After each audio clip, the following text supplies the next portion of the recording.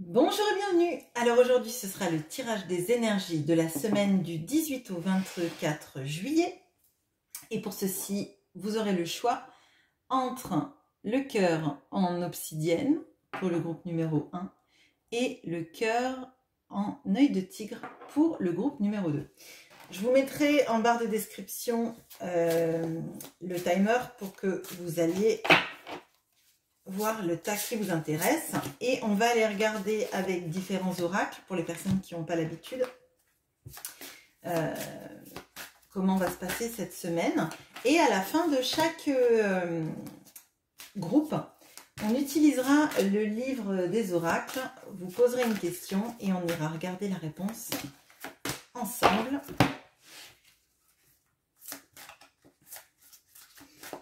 Donc là, j'utilise le Ressourcea Astrologie Intuitive, l'oracle des murmures, les portes de l'intuition, l'oracle Histoire de sorcière, l'oracle 10 miroirs, le Normand Art Nouveau, l'oracle de la voix du cœur de Arwen Coach Intuitif et l'oracle coup de cœur d'Amandine Bocquet.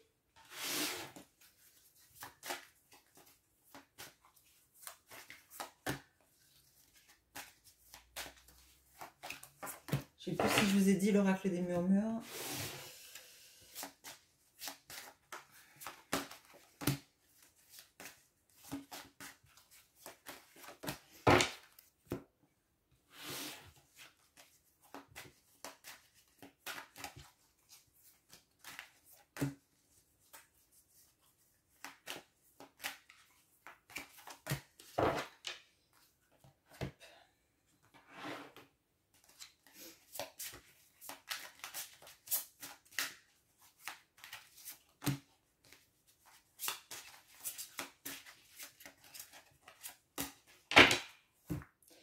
Allez, c'est parti, on commence tout de suite avec les personnes qui ont pris le groupe de l'obsidienne. Alors, qu'est-ce qu'on a pour vous?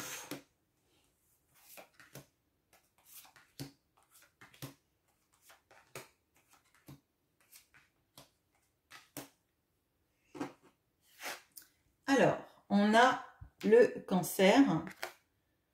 Ça tombe bien parce que c'est encore pendant quelques jours la période des cancers, donc toutes les personnes qui sont du signe de cancer.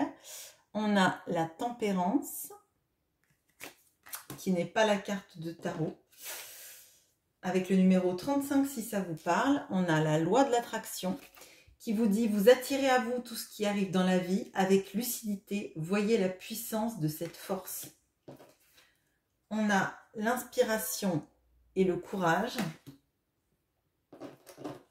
On a le travail. On a la lettre M, si ça vous parle, dessus. On a le serpent. On a la renaissance. Et on a la tour, avec le mot-clé réfléchissez. Bon, alors... là, il y a plusieurs choses qui sont plutôt positives. Alors, vous avez dû voir effectivement le serpent. Le serpent, en fait, il peut avoir deux formes dans le normand. On a la notion d'une personne perfide, d'une personne potentiellement toxique. Mais là, je le vois à côté de la renaissance. Et pour moi, ça veut dire, l'autre mot-clé du serpent, c'est aussi la transformation. Le serpent qui mue et qui se transforme, en fait, qui change, qui évolue. Donc pour moi, là, il y a une situation qui évolue. Sentimentalement, je dirais, on va regarder tout le reste du tirage. Donc, vous avez le cancer et vous avez cette notion de l'amour maternel, de l'amour, la famille, tout simplement. Le fait de prendre soin des gens qui sont autour de nous et de profiter d'eux. Profiter d'eux dans le sens profiter de leur énergie et d'être bien avec eux. Hein, pas dans le sens profiter abuser d'eux en fait. Hein. Vous avez la tempérance. Pour moi, là, il y a quelque chose du travail des émotions. D'apaiser les émotions. De faire en sorte en fait de de se recentrer sur ce qui vous fait du bien, de ne pas partir dans des projections mentales, de ne pas partir dans des peurs qui vous submergent en fait. Là, cette femme, elle est sous l'eau. Elle est sous l'eau, mais elle n'est pas noyée. Donc pour moi, elle ne se laisse pas déborder par ses émotions. Elle les connaît, elle les accepte, elle les intègre. Elle est en adéquation avec ce qu'elle ressent et elle n'en a pas peur en fait, clairement. Avec la tempérance, pour moi, on équilibre ses énergies. On ne va pas dans le trop, ni dans le pas assez. On sait canaliser tout ce qu'on ressent et pourquoi on le ressent en fait. Il y a avec cette notion, je sais pas pourquoi, cette noix, désolée, avec la loi de l'attraction, il y a une notion d'attirer à soi. Moi, je pense que vraiment, là, vous avez besoin de calme dans votre vie et de vous recentrer sur le bien-être en fait, émotionnel, de pas donner trop, de pas attendre trop non plus. Il y a une balance qui se fait. Pour moi, il y a une pause dans votre vie cette semaine, pour en fait vous recentrer sur ce qui est important et peut-être sur un changement à venir que vous pressentez dans votre vie affective. On a l'inspiration et le courage avec le travail. Alors pour les personnes qui partent pas en vacances, il est possible que vous mettiez en place des projets ou en tout cas des envies de travailler autrement et vous êtes en pleine réflexion et intégration de comment vous allez vers quoi vous allez diriger votre travail, comment vous allez travailler, comment vous allez mettre en place certaines choses. Pour toutes les personnes qui sont indépendantes, il y a des projets qu'on imagine pour plus tard en fait. Mais il y a une sorte d'ébullition en fait. Vous réfléchissez, il y a les rouages de l'esprit en fait qui se mettent en marche clairement. Et pour toutes les personnes qui sont dans de la création, il y a cette inspiration qui rentre vraiment en œuvre et aussi le fait de se dire maintenant avec toute cette inspiration, il faut que j'en fasse quelque chose. On a donc le serpent, la renaissance et la tour. Alors pour moi, il y a un changement là qui intervient et je le sens dans votre vie sentimentale. Je pense que c'est déjà amorcé dans tout ce qui est général avec cet équilibre que vous faites de vos émotions. Vous avez plus envie de trop donner. Vous en avez marre aussi de trop attendre peut-être de l'autre ou des relations amoureuses. Et pour moi, là, il y a une notion de je me mets en retrait, je m'isole un peu, je réfléchis à comment je veux que ma vie amoureuse soit. Je réfléchis à ce que je vais à l'avenir prendre et donner. Et de manière équilibrée parce qu'on a la tempérance. En fait, vous savez que parfois, on donne trop et on ne laisse pas à l'autre la place de donner. Et parfois, on en veut trop et du coup, on sabote les petits gestes qui pourraient venir.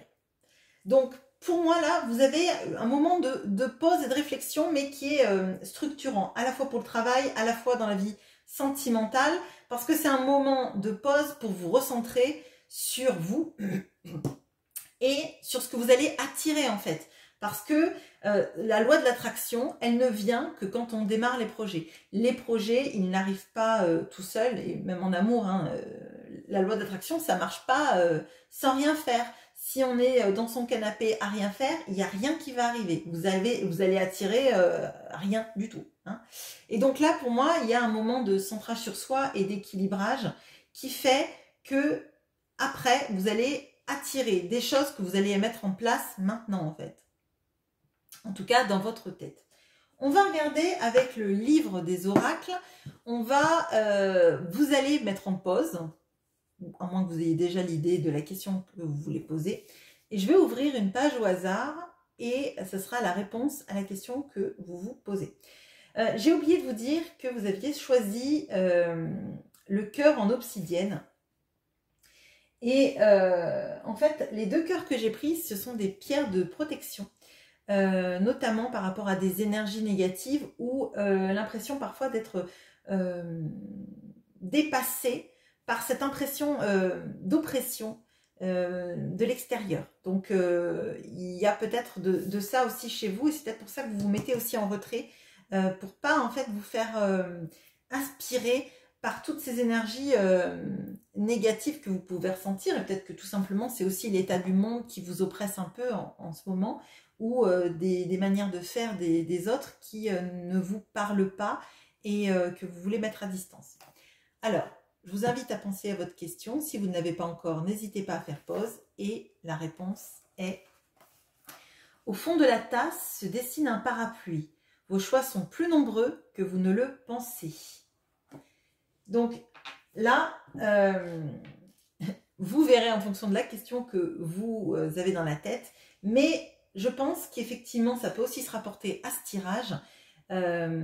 Pour vous dire qu'en fait le moment de pause, il va vous inviter à réfléchir aux directions que vous voulez prendre, hein. On a vu qu'il y avait une renaissance chez vous, il y a une nouvelle manière d'accepter les choses et de les comprendre, de les intégrer. Il y a le point de vue sentimental, de savoir ce qu'on veut prendre, ce qu'on veut donner, de l'équilibrer tout ça.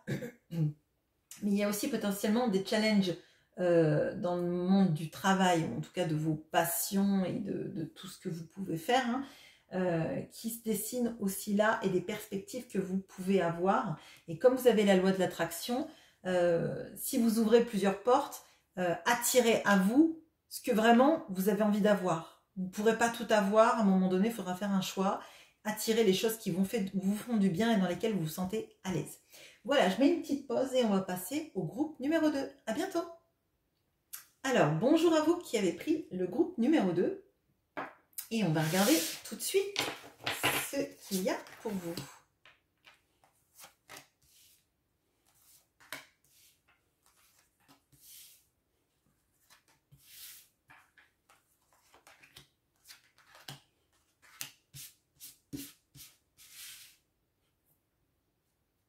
Alors, on a Vesta, la chaleur du foyer. On a la persévérance. On a l'action qui tombe régulièrement, je trouve. Alors pourtant, il y a quand même pas mal de cartes dans le... Il y a 54 cartes, hein, donc elle revient quand même souvent. Peut-être que vous l'avez jamais eu, hein, du coup, mais bon. On a écoute, la sagesse. Ah oui, pardon, l'action, c'est soyez prêts à agir concrètement et les difficultés auront tendance à s'évanouir. On a la séparation. On a l'ours. On a la réconciliation. On a les illusions. Alors, la séparation, je tiens à le dire, c'est dans l'oracle des miroirs et je ne le prenais pas pour un tirage sentimental. Il est possible qu'il y ait un message, mais pour moi, c'est plutôt du domaine professionnel que j'utilise l'oracle des miroirs, donc activité, etc. Bon, alors, bon déjà, on a... moi, j'ai cette notion vraiment là de... on a Vesta, on a l'écureuil qui est vers un nid, on a l'ours. Donc pour moi, il y a cette notion de foyer, de famille et de se recentrer sur son foyer, sur les personnes qui comptent, notamment potentiellement les enfants. C'est pour moi le plus flagrant là-dedans, en tout cas. Donc, il y a un recentrage. Après tout, ce sont les vacances. Donc, si vous avez vos enfants, vous les avez peut-être avec vous actuellement, ou d'ailleurs, vous les avez peut-être tout le temps. Mais il y a cette notion de prendre soin d'être aussi une sorte de référent avec l'ours, hein, il peut y avoir de ça. Prendre soin d'eux, d'être de les protéger, d'être là pour eux et d'en faire une priorité de vie. On a l'action et la sagesse. Alors, pour moi, là, il y a un moment d'action qui va intervenir là. Et je le vois principalement en termes de travail. En termes de travail, il est possible qu'il y ait des fins de contrat qui se profilent. Des fins de collaboration aussi. Et pour moi, en fait, c'est pas des fins dramatiques. Je m'explique. Il est possible que vous ayez une fin de contrat qui arrive là et que ça vous mette un peu en panique. Alors, soit parce que vous ne l'avez pas décidé, soit parce que vous l'avez décidé et que vous voulez l'annoncer à quelqu'un avec qui vous travaillez. Et pour moi, là, il faut en fait que vous vous recentriez sur quelles sont mes alternatives. Si ce contrat s'arrête, est-ce que vraiment je le prends mal ou est-ce que ça me permet de me projeter dans autre chose? Parce qu'on a aussi l'ours.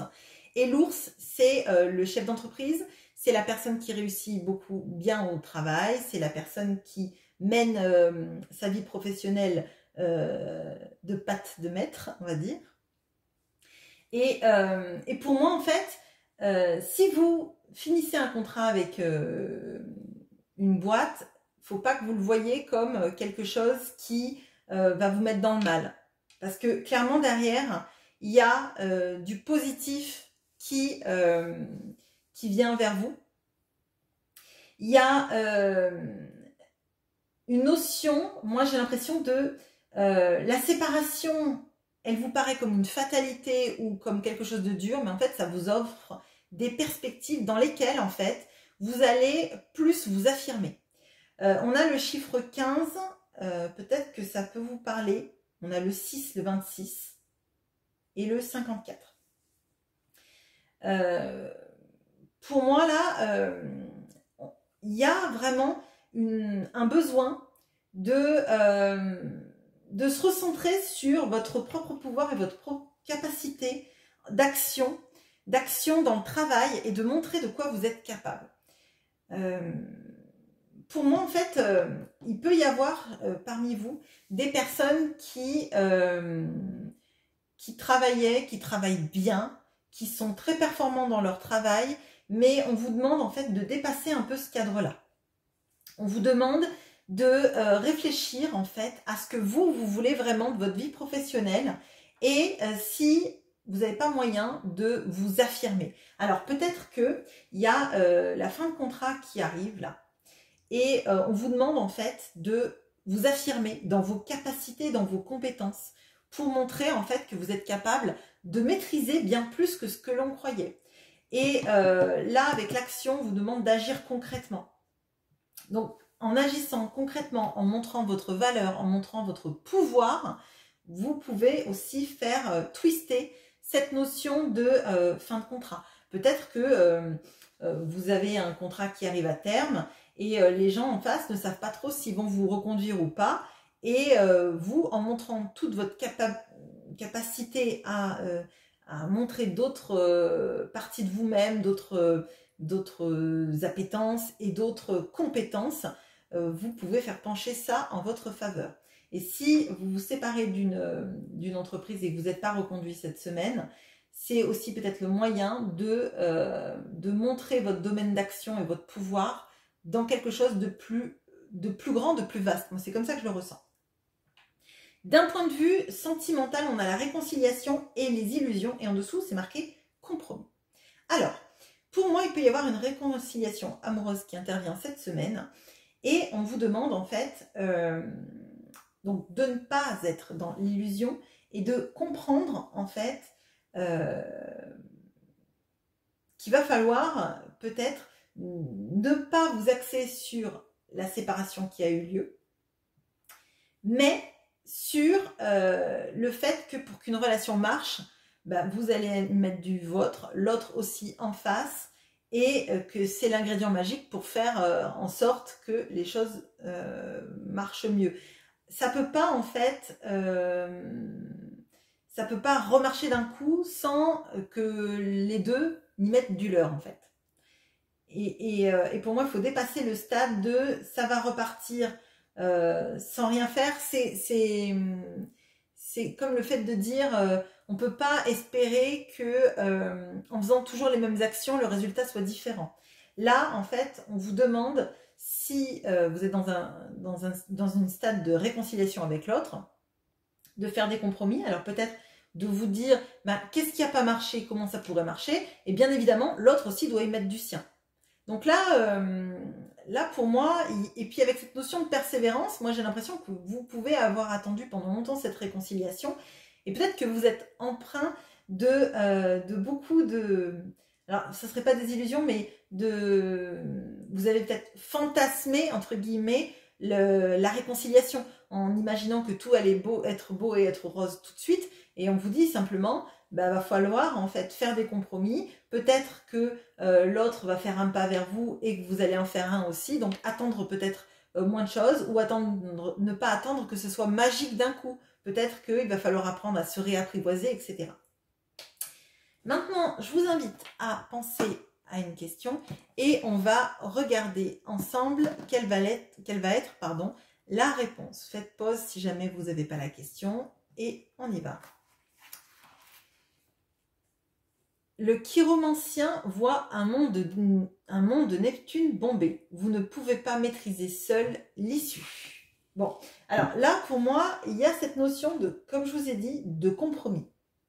Si votre question, elle est d'un ordre sentimental, on vous dit que vous ne pouvez pas maîtriser seul l'issue, ça veut dire qu'en fait, vous allez être obligé de faire des compromis vis-à-vis de ce que vous voulez, de ce que vous manifestez aussi, pour que cela marche.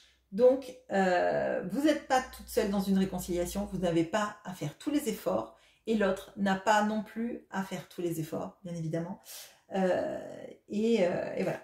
J'espère que ce tirage vous aura plu, et je vous souhaite une bonne journée. À bientôt.